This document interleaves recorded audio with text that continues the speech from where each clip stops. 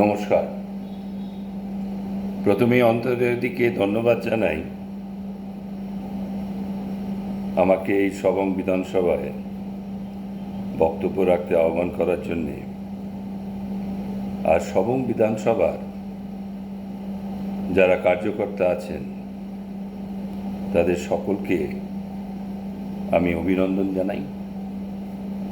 আমি জানি না আজকে সংখ্যা কত, আশা করি সংখ্যা ভালোই আছে। তো আজকে আত্মনির্ভর ভারতের ওপর আমি কিছু কথা বলে যাব, কারণ এই ভার্চুয়াল র্যালির মাধ্যমে এখন আত্মনির্ভরের প্রশিক্ষণ শিবির চলছে। রোজই আমরা একটা করে ভার্চুয়াল র্যালি করছি, এক একজন এক একটা বিধানসভায়। তো যেটা আমি বলতে শুরু করছি আমার বক্তব্য, যদি ইতিহাস দেখেন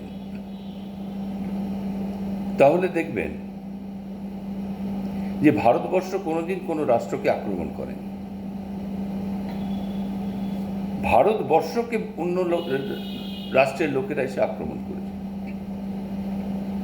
হুনেরা এসছে, মোগলরা এসছে, ইংরেজরা এসছে। তার কারণটা কি? কারণ একটা গরিবের বাড়িতে ডাকাতি হয় না, ডাকাতি হয় বড় লোকের বাড়িতে। তাই ভারতবর্ষ চিরকাল আত্মনির্ভর ছিল, তাকে কারো কাছে যেতে হয়নি। অন্য লোকেরা বারবার ভারতে এসে এখানে আক্রমণ করেছে, এখান থেকে লুটপাট করে নিয়ে গেছে, ধন সম্পদ লুটপাট করেছে, তার সঙ্গে জ্ঞানও লুটপাট করে। আমাদের বেদ নিয়ে রিসার্চ করে আজকে জার্মান এই জায়গায় পৌঁছেছে। আমাদের গীতা উপনিষদ সব নিয়ে রিসার্চ চলে। আর আমাদের যে কুটির শিল্প ছিল, আয়ুর্বেদ শিল্প ছিল, যোগ শিল্প ছিল, সেগুলো আজকে সারা পৃথিবী অনুসরণ করে। তাই ভারতবর্ষ অতীতে আত্মনির্ভর ছিল। তারপর স্বাধীনতার পরে কিছুটা ইংরেজ শাসনে, তারপর স্বাধীনতার পরে ভারত আত্মনির্ভর থেকে সরে যেতে শুরু করে। আমাদের সবকিছু থাকা সত্ত্বেও আমরা পরনির্ভর হতে শুরু করলাম। তাই আপনাদের কাছে অনুরোধ করব, আপনাদের স্বাভিমানী ভারত তৈরি করতে হবে। স্বাভিমানী ভারত মানে কি? আমাদের ঐতিহ্যকে আমাদের সম্মান জানাতে হবে, তবেই ভারত আত্মনির্ভর হবে। দেখুন, চীনের ওয়াং শহরে করোনার জন্ম হয়েছে। ওই ওয়াং শহর থেকে 600 কিলোমিটার দূরত্বে বেজিং আছে, যেটা ওদের পলিটিক্যাল ক্যাপিটাল। যেরকম আমাদের নিউ দিল্লি, ওদের হলো বেজিং। 600 কিলোমিটারের মধ্যে সাংহাই আছে। আমাদের যেমন মুম্বাই, ওদের তেমন সাংহাই। ওয়াং এর করোনা আক্রান্ত হলো, কিন্তু বেজিং সাংহাই আক্রমণ হলো না। কিন্তু 10,000 কিলোমিটার, 12,000 কিলোমিটার দূরে আমেরিকা, কানাডা, নিউজিল্যান্ড আক্রমণ হয়ে গেল। সারা পৃথিবীর প্রত্যেকটা দেশে করোনার সংক্রমণ ছড়ালো, কিন্তু সাংহাই বেজিংকে টাচ করতে পারে। এটা আজকে পৃথিবীর লোক বুঝতে শিখে গেছে। আর যখন এই করোনা প্রত্যেকটা ডেভেলপ বা অন্য কান্ট্রির ক্যাপিটালটাকে আক্রমণ করলো, তাদের দেশের ইকোনমি ভেঙে গেল, কারণ লকডাউন হয়ে গেল সব। আপনারা জানেন কিনা জানি না যে পৃথিবীর সব উন্নত দেশের, যেমন ধরুন জাপানের অনেক কোম্পানি ফ্যাক্টরি চায়নাতে আছে, ফ্রান্স, জার্মানি, ইতালি, আমেরিকা সবাইকার ফ্যাক্টরি চায়নাতে আছে। সেখানে তারা প্রোডাক্টটা তৈরি করে সারা পৃথিবীতে মার্কেটিং করে। ব্র্যান্ড নেমটা আমেরিকা বা জাপানের বা ফ্রান্সের, কিন্তু তৈরি হয় মালটা চায়নাতে, মেড ইন চায়না। আর সেই ফ্যাক্টরিগুলো যখন শেয়ার বাজার পড়ে গেল, চায়না তখন তার শেয়ারগুলো কিনে নিতে চাইল, যে সারা পৃথিবীর অর্থনীতিটাকে চায়না দখল করে নেবে। আজকে পৃথিবীর মানুষ বুঝে গেছে, তাই বড় বড় কোম্পানিরা চায়নায় ফ্যাক্টরি রাখতে চাইছে না, তারা সেখান থেকে নিয়ে আসতে চাইছে। কিন্তু ফ্রান্স, ইটালি বা অন্যান্য যারা দেশ আছে, তারা যদি ওই ফ্যাক্টরিটা নিজের দেশে নিয়ে যায়, সেখানে যে মালটা তৈরি হবে তার দাম বেড়ে যাবে, কারণ ওখানকার যে লেবার, তাদের অনেক টাকা মাইনে দিতে হয়, সেখানে ইনফ্রাস্ট্রাকচারের অনেক দাম বেশি, এবং তাদের লোক সংখ্যাও কম, সব রকম লেবারও সেখানে পাওয়া যায় না। তাই তারা তাদের দেশে নিয়ে গিয়ে যদি ফ্যাক্টরি করে, সেই মালটা কিন্তু পৃথিবীতে কম্পিট করতে পারবে না, দামে লড়তে পারবে না। তাহলে তাদের কাছে কি অপশন আছে? তাদের কাছে যে দরজাটা খোলা আছে সেটা হলো ভারত। কারণ ভারতের 135 কোটি মানুষ আছে, সেখানে লেবারও আছে, ইঞ্জিনিয়ারও আছে, সায়েন্টিস্টও আছে, আর আমাদের জমিও আছে, ইনফ্রাস্ট্রাকচারও যদি আমরা তৈরি করে দিতে পারি, তাহলে আগামী দিন চীনের শত ফ্যাক্টরি আছে, সেগুলো সব ভারতবর্ষে এসে স্থাপন হবে, আর সব মেক ইন ইন্ডিয়া তৈরি হয়ে সারা পৃথিবীতে মার্কেটিং হবে। তখন ভারত আত্মনির্ভর হয়ে যাবে। আমার ছেলেদেরা বিদেশ যেতে হবে না, তারা এখানেই সব চাকরি পেতে শুরু করবে। দেখুন, যখন করোনা অ্যাটাক হলো, তখন মাত্র 3টে টেস্টিং এর সেন্টার ছিল আমাদের, আজকে 577টা টেস্টিং সেন্টার। আমাদের যে কিটটা করোনা টেস্ট হয়, সেটা ভারতবর্ষে তৈরি হতো না, সেটা চায়না থেকে ইম্পোর্ট করা হয়েছিল। মমতা দিদি চেঁচাচ্ছিল কিটগুলো খারাপ, সেই কিট আজকে ভারতবর্ষে তৈরি হচ্ছে, আর দিনে প্রায় 5 লক্ষ কিট তৈরি হচ্ছে। তাই আজকে আর ভারতবর্ষের কিটের কোনো অভাব নেই। মেক ইন ইন্ডিয়াতে কিট হচ্ছে, ভারতবর্ষের মানুষের টেস্ট হবে, এবং এমন পরিস্থিতিতে যাচ্ছে যে ভারতবর্ষ সারা পৃথিবীতে এক্সপোর্ট করবে, রপ্তানি করবে। পিপিই কিট, যেটা ডাক্তার বা নার্স বা অন্যান্য যারা স্বাস্থ্য পরিষেবা দেয় তারা পড়ে, আগে ভারতবর্ষে তৈরি হতো না, সেটাও বিদেশ থেকে আমদানি করতে হতো। আর সেই পিপিই কিটটা একবার করে ফেলে দিতে হতো, দুবার ব্যবহার করা যেত না। আজকে ভারতবর্ষ ওই পিপিই কিট তৈরি করছে, 600টা ফ্যাক্টরিতে সেই পিপিই কিট তৈরি হচ্ছে, দিনে 3 লক্ষ কিট তৈরি হচ্ছে। আর ওটা এমন কিট যে ওটা বারবার ব্যবহার করা যায়। তাই ওই কিট শুধু ভারতবর্ষে নয় তৈরি হচ্ছে, মানে মেক ইন ইন্ডিয়াতে তৈরি হয়ে শুধু ভারতবর্ষে ব্যবহার হবে না, রপ্তানি করা হবে।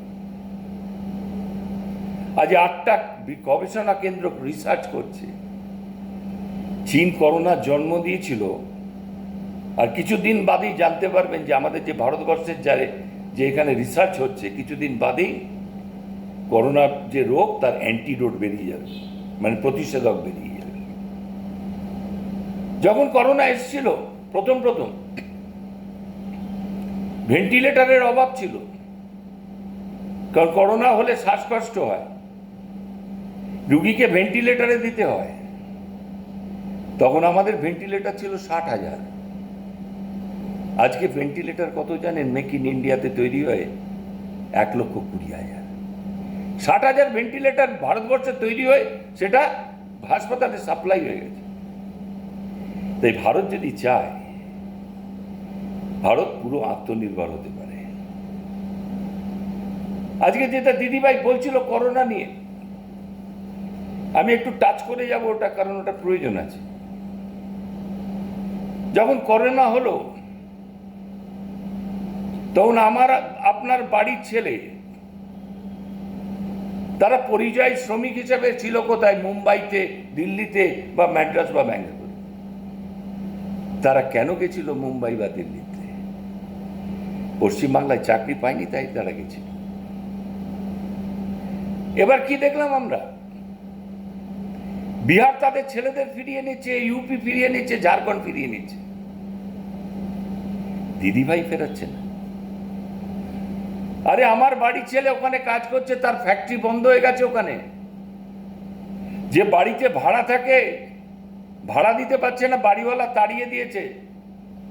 আর ওখানে ওদের রেশন কার্ড নেই, রেশন পাচ্ছে না, না খেতে পেয়ে মরবে। কিন্তু দিদিভাই তাদের ফেরাতে চাইছিল না। কারণটা আপনাদের বলি। ওই নয়ডাতে, ওই গুরগাঁওতে বা ম্যাড্রাস ব্যাঙ্গালোরে অনেক পরিবারে পরিচারিকার কাজ করে মহিলারা। তাদের নাম সরস্বতী, দুর্গা, লক্ষ্মী, কিন্তু কেউ হিন্দু নয়। ওরা বাংলাদেশ থেকে এসছে। ওদের ভোটার কার্ড বানিয়ে দিয়ে তাদের পাঠিয়ে দেওয়া হয়েছে ওই দিল্লি, মুম্বাই, ম্যাড্রাস। ওরাই চাকরির ব্যবস্থা করে দেয়, মাসে মাসে কমিশন নেয়। মুর্শিদাবাদের মিস্ত্রি বলে সারা ভারতবর্ষে যত মানুষ কাজ করে তাদের যদি মুর্শিদাবাদে পাঠিয়ে দেওয়া হয়, ওখানে দাঁড়াবার জায়গা হবে না। এরা কোত্থেকে এসছে? বাংলাদেশ থেকে এসছে। তাই দিদিভাই যদি এদের ফেরত নিয়ে আসে, কোয়ারেন্টিনে তো রাখবে, তাদের তো এখানে বাড়ি নেই। কোয়ারেন্টিনে রাখার পর কোথায় পাঠাবে? বাংলাদেশ বর্ডার সিল করে দিয়েছে, তাই তো তাদের কি করে আনবে? তাই দিদিভাই ডিলে করছিল যে ওরা যদি ওখানে কোনো ব্যবস্থা করে নেয়। আমার ঘরের ছেলে বাড়ি ফিরে আসবে, তার এখানে হাসপাতালে চিকিৎসা হবে, মরে যায়, বাঁচে, এখানে বাঁচবো।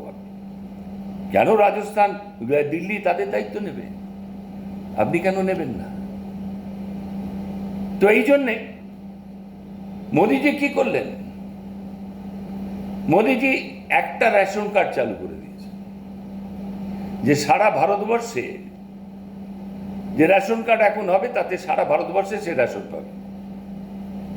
তাহলে পরিযায়ী শ্রমিক যদি বাইরে থাকে, তার রেশন কার্ড এসে দিল্লিতে রেশন নিতে পারবে, সে না খেয়ে পেয়ে মরবে না।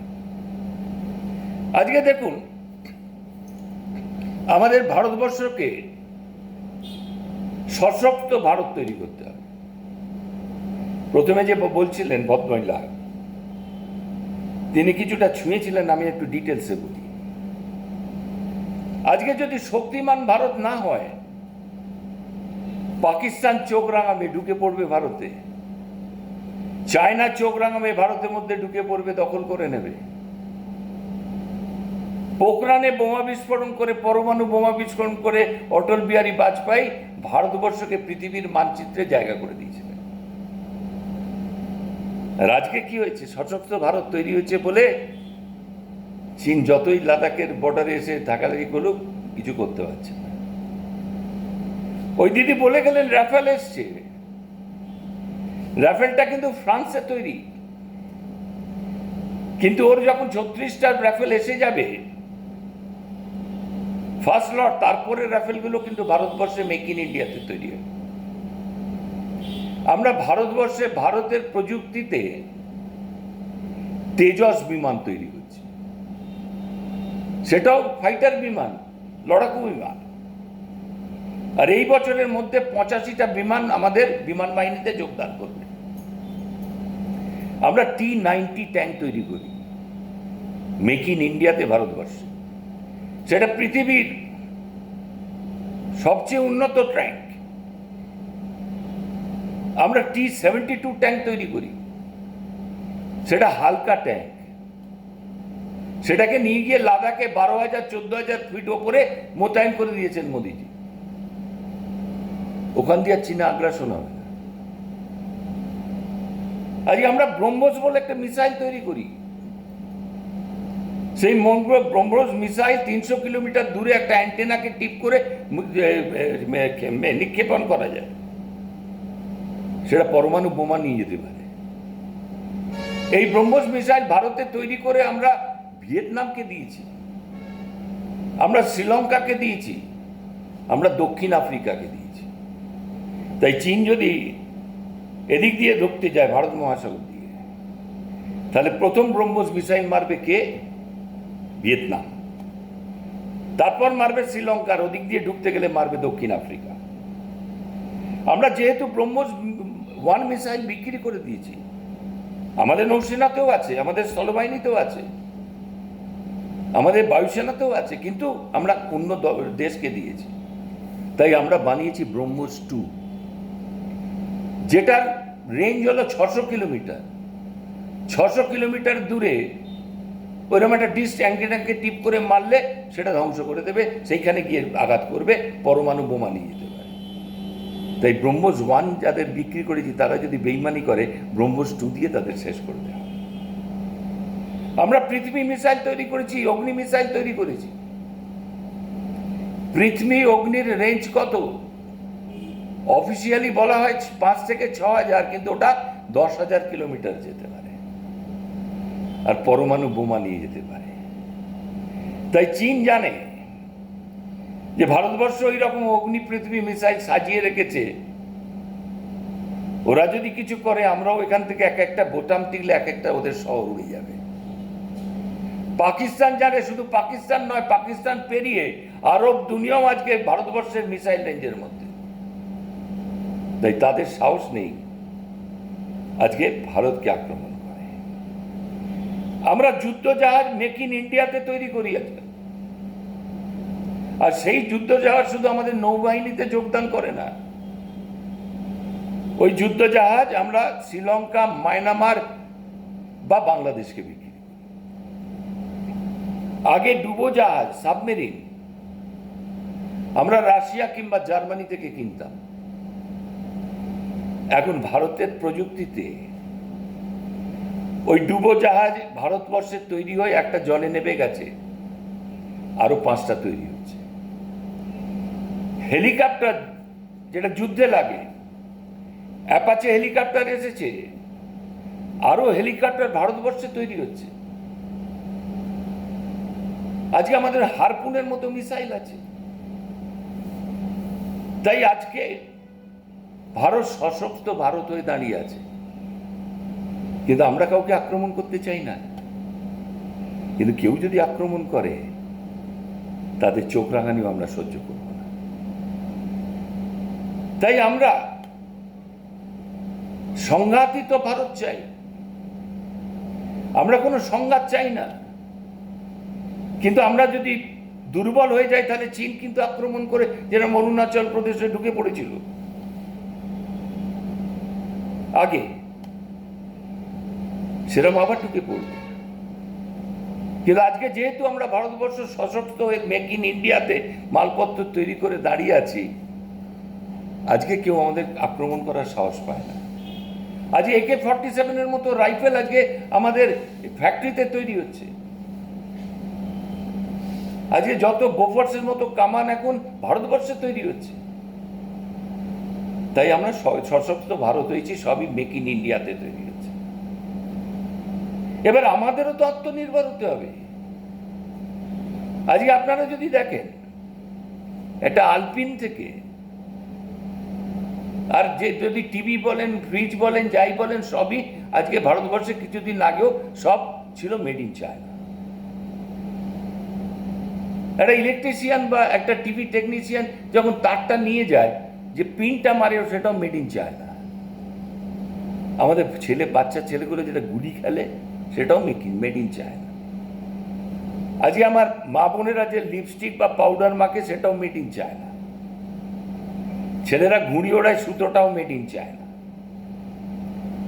তো চায়না পুরো আমাদের এই যে সমাজ ব্যবস্থার মধ্যে, আমাদের পুরো মার্কেটে, অর্থনীতির মধ্যে ঢুকে গেছে। আমাদেরই মাল বেচছে, আমাদেরই থেকে টাকা নিয়ে গিয়ে আমাদের বিরুদ্ধে শক্তি অর্জন করছে, আমাদের বিরুদ্ধে শক্তিশালী হওয়ার চেষ্টা করছে। তাই মোদিজি ডাক দিয়েছে, আত্মনির্ভর ভারত, যেটা দেশের করা উচিত, সেটা বললাম আমি এতক্ষণ ধরে, সেটাও গভর্নমেন্ট করবে। আপনাদেরও সশক্ত ভারত তৈরি করতে হবে, আপনাদের চীনের জিনিস বর্জন করতে হবে। কিন্তু বর্জন করতে গেলে সেই যে জিনিসটা এখানে পাওয়া যাচ্ছে সেটা যদি ভারতবর্ষের তৈরি না হয় তাহলে বর্জন করবেন কি করে? তাই আপনাদের ওই জিনিসগুলো এখানে তৈরি করার ব্যবস্থা করতে হবে। তার জন্যে আগে কি হতো, গ্র্যাজুয়েট হয়ে বসে থাকতো, BCom graduate, arts graduate, science graduate হয়ে এমপ্লয়মেন্ট এক্সচেঞ্জের নাম লিখে বেকার হয়ে বসে থাকতো, চাকরি নেই। কিন্তু আজকে চাকরির সুযোগ আসছে, চায়নার ফ্যাক্টরিগুলো ভারতবর্ষে আসছে, আর আপনাদের নিজের ছোট ছোট ফ্যাক্টরি তৈরি করতে হবে। সেই জন্য আজকে উনি সিলেবাস পাল্টে দিয়েছেন,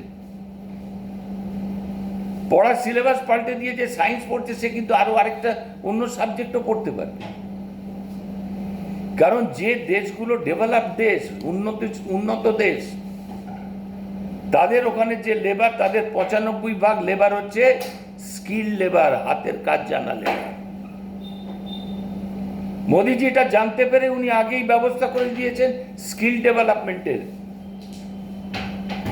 সেখানে গিয়ে যাতে ইয়ং ছেলেরা বা ছেলে মেয়েরা সেখানে গিয়ে যদি হাতের কাজ শেখে তারা বেকার বসে থাকবে না।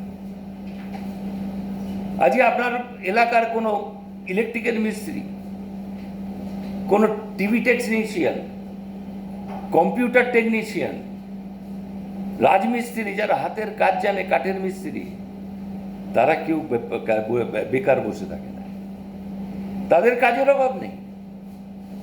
কিন্তু যারা নর্মাল গ্র্যাজুয়েশন করে বসে থাকে তারা ওই চাকরি পায় না, বেকার হয়ে বসে থাকে। তাই মোদিজি মুদ্রা লোনের মাধ্যমে এই বেকারদের জন্য 10 লক্ষ টাকা করে ঋণ দেবার ব্যবস্থা করেছেন, আপ টু 10 লক্ষ, 50,000 থেকে 10 লক্ষ। এই বেকার যুবকদের উনি বলছেন তোমরা লোন নাও, লোন নিয়ে যে চীন থেকে যে আমদানি হচ্ছে যে জিনিসটা, তার বিকল্প তৈরি করো। আর বিকল্প তৈরি করে ভোকাল ফর লোকাল হও। আজকে সবংয়ে যদি কোনো মাল তৈরি হয় তাহলে সবংয়ের লোকেদের উচিত হচ্ছে সেই মালটাকে কেনা।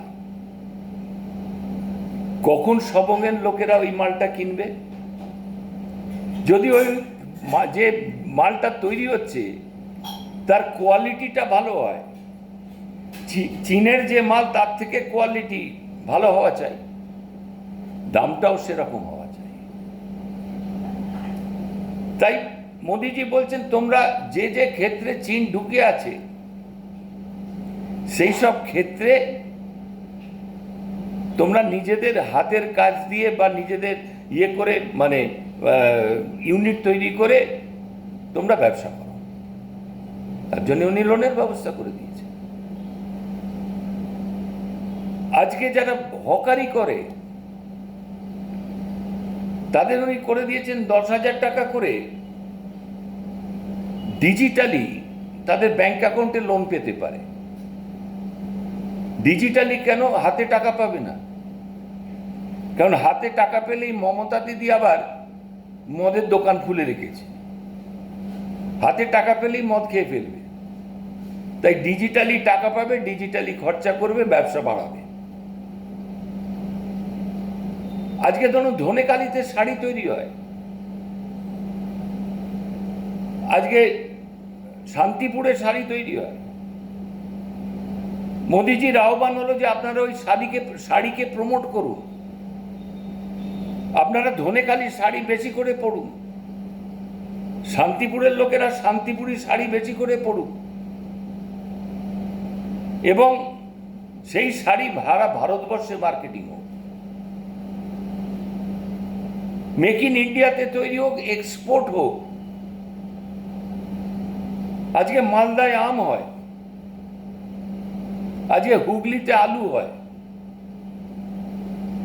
আজকে দেখুন আপনারা যখন আলু ভাজা কেনেন, আঙ্কেল চিপস বা লেজ কিনে খান।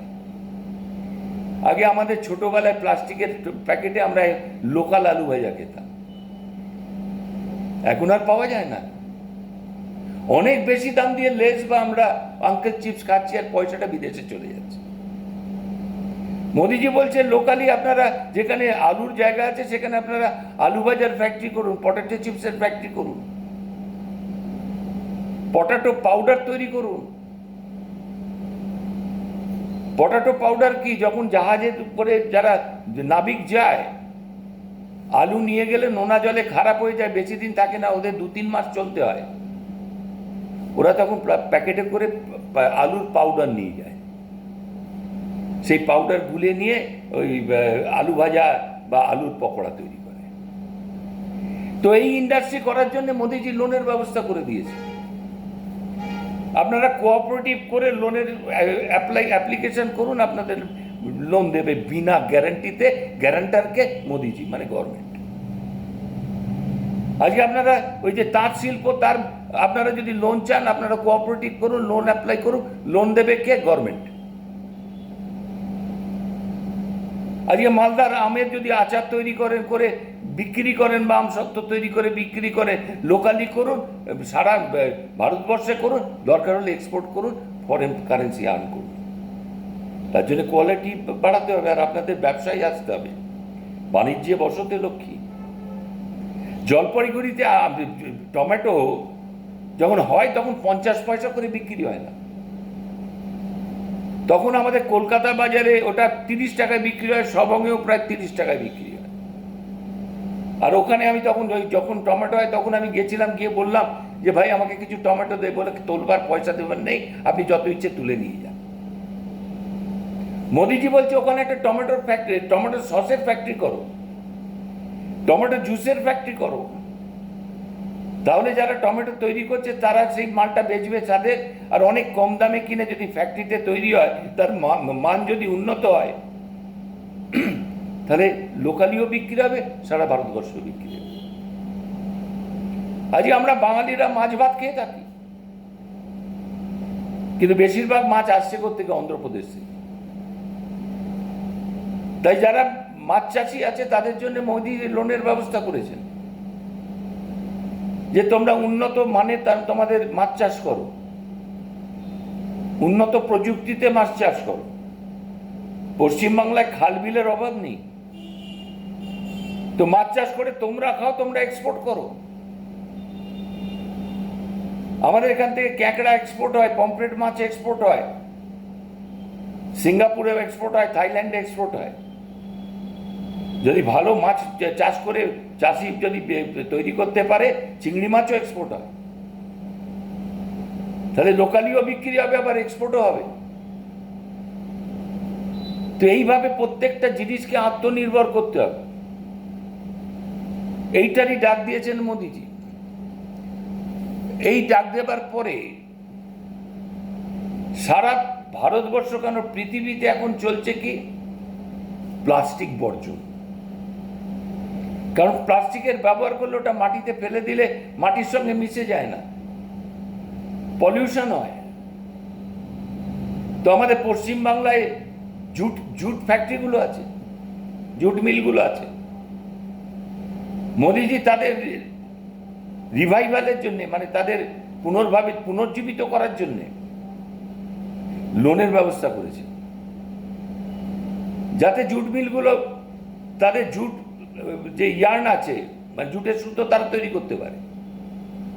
আর সেইগুলো নিয়ে মোদিজি বলছেন আপনারা জুট ব্যাগের ফ্যাক্টরি তৈরি করুন, ছোট ছোট, দিয়ে জুটের ব্যাগ করুন, যেটা প্লাস্টিককে রিপ্লেস করবে, প্লাস্টিকের বদলে চলবে, আপনাদের হাতে কাজ আসবে এবং প্রকৃতিও উন্নত হবে, মেক ইন ইন্ডিয়াতেও কাজ হবে। তাই আত্মনির্ভর করতে হবে ভারতবর্ষকে। এইরকম যদি উদাহরণ দিই, বহু জায়গায় আছে যে মেয়েরা যেটা পাঁপড় বেলে, তারা যদি লোন চায় তারা লোন পাবে। আদিবাসীরা,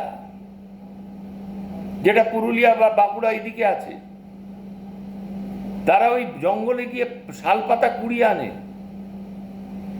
এনে খুব কম দামে তারা বিক্রি করে দেয়।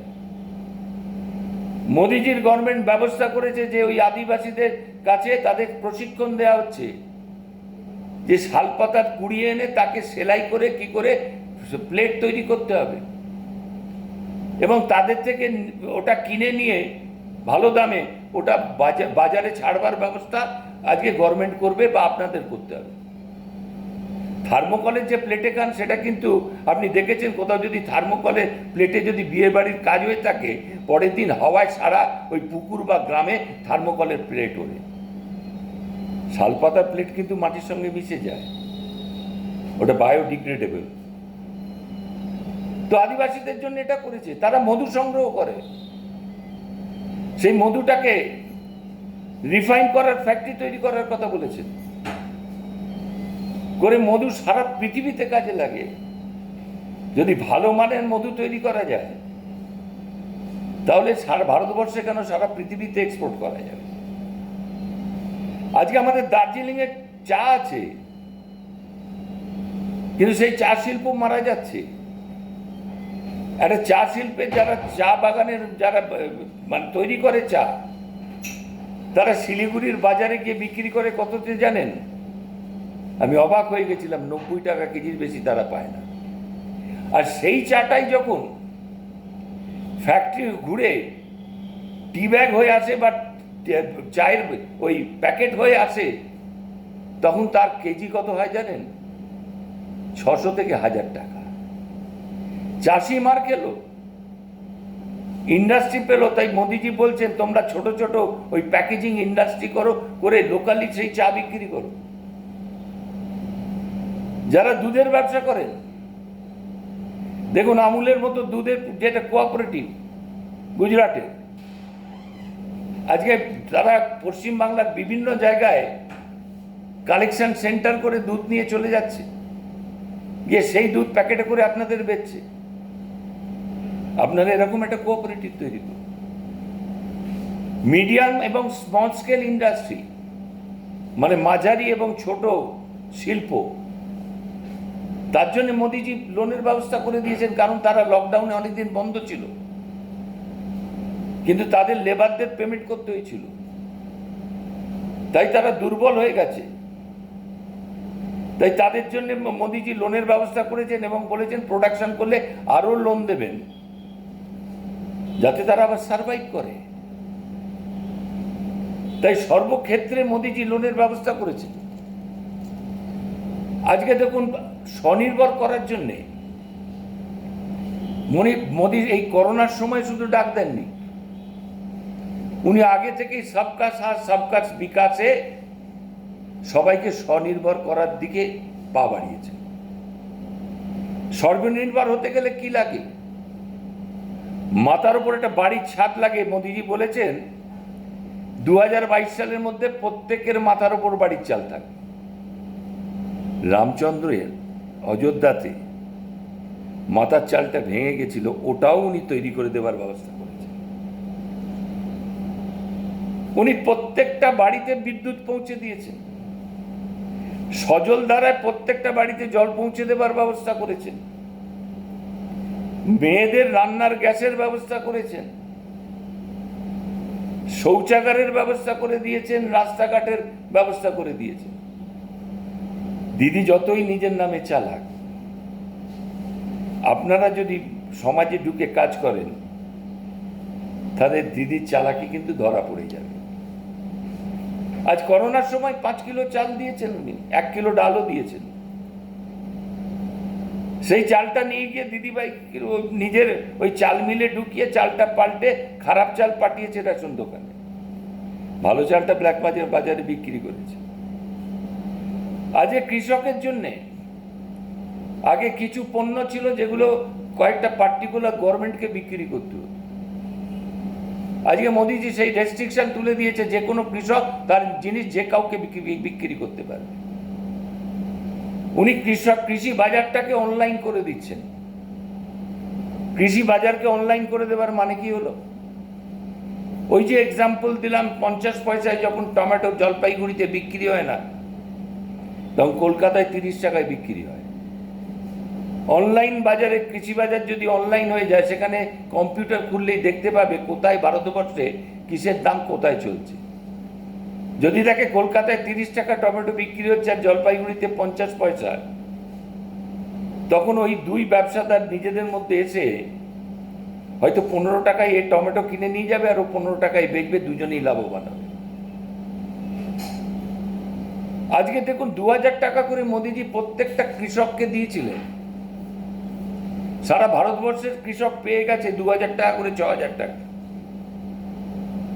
পশ্চিমবাংলার দিদিভাই কিন্তু এখানকার গরিব কৃষকদের লিস্টটা দিল্লিতে পাঠাননি, কারণ দিল্লি থেকে টাকাটা এসে যদি ওই তাদের অ্যাকাউন্টে ঢোকে, তারা হয়তো মোদিজিকে ভোট দিয়ে দেবে। তাই কৃষক মরে মরুক, তাকে টাকা দেওয়া যাবে। আজকে দেখুন মোদিজি কি ব্যবস্থা করেছিলেন, তিনি চিকিৎসার ক্ষেত্রে ইন্স্যুরেন্সের ব্যবস্থা করেছিলেন, বিমার ব্যবস্থা করে দিয়েছিলেন। 5 লক্ষ টাকা করে প্রত্যেকটা গরিব পরিবার মেডিকেল ইন্স্যুরেন্স পাবে। কিন্তু কি দেখলাম আমরা, যে দিদিভাই সেটা এখানে চলতে দিল না। আজকে যে করোনায় যে পরিযায়ী শ্রমিক বাইরে ছিল, যদি তাদের কাছে সেই ইন্স্যুরেন্স ছিল, তারা ভারতবর্ষের যে কোনো জায়গায় চিকিৎসাটা নিতে পারত। বা পশ্চিমবাংলায় যারা করোনায় আক্রান্ত হচ্ছে, তারাও তার সুব্যবস্থাটা নিতে পারত, কিন্তু দিদিভাই তা হতে দিলেন না, কারণ ওতে মোদিজির ছবি ছিল। তাই অনেকদিন আগে থেকেই মোদিজি স্বনির্ভর করার লক্ষ্যে এগিয়ে নিয়ে যাচ্ছেন। আজকে যাদের কিষাণ ক্রেডিট কার্ড আছে, মোদিজি তাদের জন্য লোনের ব্যবস্থা করেছেন। আর লোনের ব্যবস্থা করেছেন যাতে তাদের সার কিনতে বা বীজ কিনতে মহাজনের কাছে হাত না পাততে হয়, তারা স্বনির্ভর হয়। ওই কৃষকের যেটা জমি আছে, তার যে মাটিটা, সেটা ল্যাবরেটরিতে টেস্ট করে দেবার ব্যবস্থা করেছে। ল্যাবরেটরিতে টেস্ট করিয়ে নিলে ওই কৃষক জানতে পারবে তাতে ইউরিয়া সার লাগবে না পটাশ সার লাগবে। কৃষক জানতে পারবে ওতেতে সূর্যমুখী চাষ করলে ভালো হবে না, আলুর চাষ করলে ভালো হবে না, ধানের চাষ করলে ভালো হবে। আর যেটা ভালো হবে সেটা করলে তার লাভবান বেশি হবে। আগে ইউরিয়াটা যেটা আসছো, সেটা কালোবাজারে বিক্রি হয়ে যেত। আজকে মোদিজি কি করলেন, নিম কোটেড ইউরিয়া সার করে দিয়েছেন। ওটার কালোবাজারে কেউ বিক্রি হবে না, কারণ ওই নিম কোটেড হওয়ার জন্য ওটা ইন্ডাস্ট্রি কিনবে না, ওটা চাষিকেই দিতে হবে। আর চাষি সেটা যদি খেতে ব্যবহার করে, ওটা নিম কোটেড আছে বলে ওটা পোকামাকড়কেও আটকাবে, তাদের ফসল ভালো হবে। তো এইভাবে মোদিজি সর্বক্ষেত্রে সবার জন্য লোনের ব্যবস্থা করেছেন, সবাইকে নিজের পায়ে দাঁড়াবার ব্যবস্থা করেছে। তাই আমাদের যেটা দায়িত্ব এসে যায়, যে আমরা নিজেরা স্বনির্ভর হব। আমি আবার একটা উদাহরণ দিচ্ছি। আপনারা কিনলে বা অন্য কোম্পানির জল কেনে, কিন্তু আপনার এলাকায় যে জলটা তৈরি হয়, খাবার জল, সেটা আপনারা নেন না। আমি অনুরোধ রাখবো, যারা জল তৈরি করছেন, পরিশোধিত করছেন, তারা ঠিকভাবে করুন। আর আপনারা আপনার এলাকার জলটা কিনে খান। ওই কিনলে কে বা অন্য যেগুলো আছে তাদের পয়সা দেবেন। আজকে চানাচুরের ফ্যাক্টরি, লোকাল আপনাদের চানাচুরের ফ্যাক্টরি আছে, কিন্তু আপনারা প্যাকেটে ভরা চানাচুর খান। আমি লোকাল ফ্যাক্টরিকে বলবো, তারা চানাচুরের মান বাড়ান, টেস্ট বাড়ান, ভালো তেল ইউজ করুন যাতে অম্বল না হয়। আর মানে ভোকাল ফর লোকাল করে আমি লোকালদের বলবো, ওইখানকার চানাচুর খান। ওখানকার চানাচুর যদি খান, ওখানকার জল যদি খান, ওখানকার অন্য কিছু যদি ব্যবহার করেন, তাহলে সেই ইন্ডাস্ট্রিটা আপনার এলাকায় বাড়বে। আর তার যদি ব্যবধান বাড়ে, তার যদি ব্যবসা বাড়ে, সে আরো লোক নেবে। আপনার ছেলেকে পরিযায়ী শ্রমিক হতে হবে না। মোদিজি পরিযায়ী শ্রমিকদের জন্য কি করলেন? 50% 100 দিনের কাজ বাড়িয়ে দিয়েছে। আবার 100 দিনের মজুরিটা 182 থেকে 202 টাকা করে দিয়েছে। আর বলেছেন পরিযায়ী শ্রমিকদের এই কাজটা দেওয়া হোক, কারণ তারা তাদের কাজ হারিয়ে এখানে এসে তাদের পরিবার চলবে কি করে। তাই তার জন্য চিন্তা করে উনি এটা করেছেন। পরিযায়ী শ্রমিক যখন বিহারে ফিরেছিল, তারা বাসে করে ট্রেনে তুলে দিয়েছিল, ব্যবস্থা করেছিল। ট্রেনে আমাদের বিজেপি সরকার নিয়ে এসেছিল, খাওয়া দাওয়ার ব্যবস্থা করেছিল, ট্রেনে নিয়ে এসেছিল। আবার ট্রেন থেকে বিহার এসে যখন নেমেছিল তখন বিহারের সরকার তাদের বাসে করে নিয়ে গেছে, নিয়ে গিয়ে কোয়ারেন্টাইন সেন্টারে রেখেছে, রেখে তাদের সেখানে টেস্ট করেছে, যারা পজিটিভ তাদের হাসপাতালে পাঠিয়ে চিকিৎসা করেছে, যারা নেগেটিভ তাদের কিছুদিন রেখে দুবার টেস্ট করে তাদের বাড়ি পাঠিয়েছে। যখন বাড়ি পাঠিয়েছে তখন তাদের 1000 টাকার আনাজ আর 1000 টাকা ক্যাশ দিয়ে বলেছে বাড়িতে গিয়েও আরো কিছুদিন কোয়ারেন্টাইনে থাকো। আর আমাদের এখানে এসে কি হচ্ছে, বাথরুমে, কোয়ারেন্টাইন সেন্টারে বাথরুমে লোকজনকে রেখে দিয়েছে, ছেলে মেয়েদের মধ্যে কোনো ভেদাভেদ রাখিনি, কোনো মেয়ে ভলেন্টিয়ার ছিল না মেয়েদের দেখার জন্য, পুরোটাই অব্যবস্থা। আজকে হাসপাতালে, কোভিড হাসপাতালে আপনি মোবাইল নিয়ে যেতে পারবেন না, তার রেস্ট্রিকশন করে দিয়েছে। কারণ কোভিড হাসপাতালে যদি মোবাইল নিয়ে যায় একটা রুগী, সে তো গিয়ে সেখানে ছবি তুলতে পারবে, আর ছবি তুলে কি পাঠাবে, যে শুধু খালি বেডে শুইয়ে রেখেছে, একটা ড্রিপ দেবার ব্যবস্থাও নেই, আবার মরা পড়ে আছে তার পাশেই রুগীকে শুইয়ে রেখে দিয়েছে। তাই দিদিভাই বলেছে মোবাইল নিয়ে ঢোকা যাবে না, কারণ তাহলে দেশবাসী বা বিশ্ববাসী জেনে যাবে পশ্চিমবাংলায় কি হচ্ছে। আর আমি গ্যারান্টি দিয়ে বলতে পারি, আপনি যদি কোভিড পজিটিভ না হন, কোনো গভর্নমেন্ট হাসপাতালে ঢুকে যান, আপনি কোভিড পজিটিভ হয়ে যাবেন। এখানে মরাকে কাঁটা দিয়ে টেনে নিয়ে যাওয়া হচ্ছে,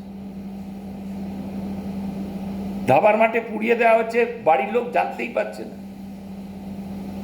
ভয়ঙ্কর পরিস্থিতিতে চলে গেছে। তাই আপনাদের কাছে অনুরোধ রাখবো, আমার সব বিজেপি ভাইদের কাছে, 294টা আমাদের এমএলএ সিট আছে।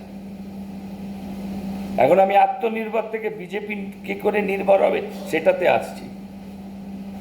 আপনারা কেউ 294টা বিজেপি লিডারের নাম বলতে পারবেন?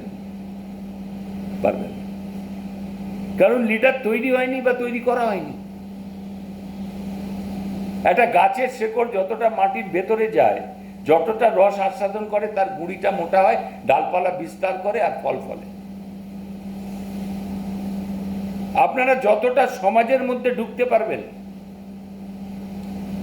যতটা আত্মনির্ভরতার কথা বলতে পারবেন, যতটা সবকা সাথ সবকা বিকাশ মোদিজির কথা বলতে পারবেন, তত আমাদের দলটা সমৃদ্ধ হবে।